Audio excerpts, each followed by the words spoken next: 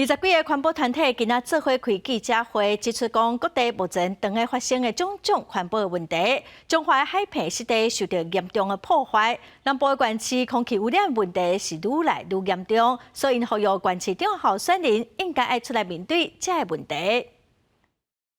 气候紧急，要求承诺；气候紧急，要求承诺。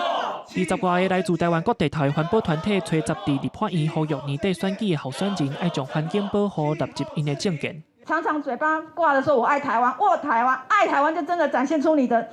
魄力嘛！把这些该划为国际湿地的、划为保护区的，像藻礁、彰化潮间带湿地，应该保护的啊。 怎么没有画起来，一直破坏？环保团体公布上新的数据，中南部空气污染严重，今年高雄大寮的 PM2.5已经超标189公，屏东潮州的臭氧超标153公，表示这些民众有半年左右的时间拢生活伫垃圾的空气内底。我们台湾的政府，我们的化石燃料在电力上面，